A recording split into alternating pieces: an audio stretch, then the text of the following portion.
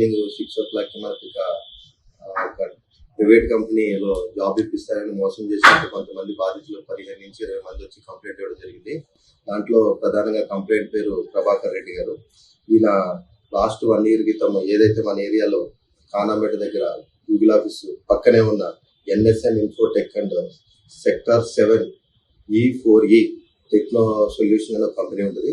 దాంట్లో CEO ఎవరైతే ఉన్నారో శ్రీనివాసు, అలాగే డైరెక్టర్ స్వామినాయుడు, HR అరుణ కలిసి వీళ్ళందరి దగ్గర కొంత అమౌంట్ కలెక్ట్ చేసినట్టు తెలిసింది.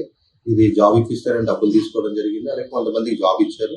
జాబ్ ఇచ్చాక వర్క్ ఫ్రమ్ హోమ్ అని చెప్తారు. తర్వాత వీళ్ళకి శాలరీ లేవు. తర్వాత వీళ్ళందరికీ శాలరీ పడట్లేదని కొన్నిసార్లు అడగడం జరిగింది. దాంట్లో వాళ్ళు థ్రెటన్ చేయడం కూడా జరిగింది వీళ్ళని. ఆ తర్వాత వీళ్ళంతా గ్యాదర్ అయ్యి ఎందుకు ఇలా జరుగుతుందని ఒకసారి ఆఫీస్కి వెళ్ళేటప్పటికి లాస్ట్ 1 month బ్యాక్ ఈ ఆఫీస్ క్లోజ్ చేసి వారు పరారయ్యారని తెలిసింది. ఈ 20 రోజుల నుంచి వీళ్ళందరూ గ్యాదర్ చేసుకుని వాళ్ళకి రిటర్న్ గా కంప్లైంట్ తీసుకుని మనకు ఇవ్వడం జరిగింది.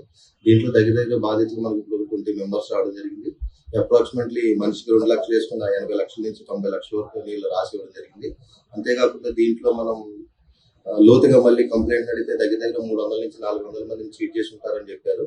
అలాగే ఈ కేసులో ఇప్పుడు ఈ కేసును మనం రిజిస్ట్రేషన్ చేయడం జరుగుతుంది. ఇన్వెస్టిగేషన్ కూడా స్టార్ట్ చేస్తాము.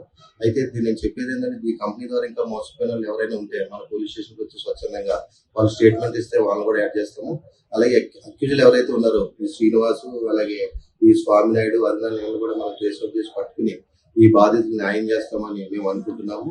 అలాగే ఈ ప్రాపర్టీ వీళ్ళు ఎక్కడ పెట్టారు, ఏ విధంగా దాని నుంచి ఏమన్నా ప్రాపర్టీ కొన్నా కానీ దాన్ని అటాచ్మెంట్ చేసి లీగల్ గా బాధితులకు న్యాయం జరిగేలా చూస్తామని ప్రెస్ ద్వారా బాధితులకు హామీ ఇస్తున్నాం.